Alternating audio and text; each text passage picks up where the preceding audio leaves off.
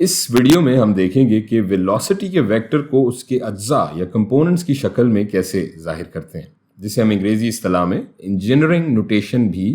कहते हैं। ये हम देख सकते हैं कि एक वेलोसिटी वेक्टर है v, जिसका मैग्नीट्यूड है 10 मीटर्स पर सेकेंड, और इसकी सेम्थ है ये 30 दर्जे का जाविया जो ये वेक्टर x एक्सिस के साथ बना रहा है। इसे हम इसके उफुकी व उमूदी अज्जा में तहलील कर लेते हैं पहले। तो ये हो जाएगा जनाब इसका उमूदी जुज़ या वर्टिकल कंपोनेंट, इसे हम वी वाई का नाम दे लेते हैं,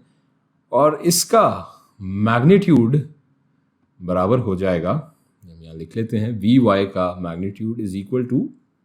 ये इस वेक्टर का magnitude 10 into sine of this angle, sine of 30 degrees, और ये हम जानते हैं कि 10 इंटू साइन 30 डिग्री बराबर होता है 1/2 के। तो 10 into 1/2 is equal to 5 metres per second, और ये हो जाएगा जनाब इसका उफुकी या हॉरिजॉन्टल कंपोनेंट, और इसका मैग्नीट्यूड होगा Vx का मैग्नीट्यूड इज इक्वल टू इस वेक्टर का magnitude 10 into cosine of this angle, यानी कि कोसाइन ऑफ कॉस या कोसाइन ऑफ 30 डिग्रीज, और ये बराबर होगा 10 इंटू कोसाइन ऑफ 30 डिग्री, हम जानते हैं बराबर होता है √3/2 के। तो ये बराबर हो जाएगा 5 इंटू √3 मीटर पर सेकेंड के।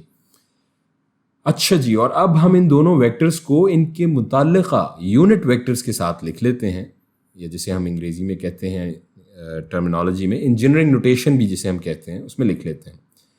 तो ये हमारा जो हॉरिजॉन्टल कंपोनेंट है ये बराबर हो जाएगा Vx वेक्टर बराबर हो जाएगा, इसको हम लिखते हैं 5 इंटू √3i, और ये i और कैप हम जानते हैं कि यूनिट वेक्टर है हॉरिजॉन्टल डायरेक्शन में, और ये वेक्टर हो जाएगा Vy vector is equal to 5 into j, और ये j और कैप का निशान हम जानते हैं वर्टिकल डायरेक्शन में यूनिट वेक्टर को जाहिर करता है, यानी कि वो यूनिट वेक्टर वर्टिकल डायरेक्शन में जिसका मैग्नीट्यूड है 1। और अब अगर हम यहाँ देखें तो ये वेक्टर v दरअसल जैसा कि हम यहाँ देख रहे हैं हासिल जमा है इन दोनों वेक्टर्स का, यानी इसे अगर हम लिखें तो वेक्टर v बराबर है वेक्टर Vx जमा वेक्टर Vy के। चुनाचे वेक्टर v को हम इंजीनियरिंग नोटेशन में लिख सकते हैं, वेक्टर v बराबर है 5 इंटू √3i जमा 5 इंटू j।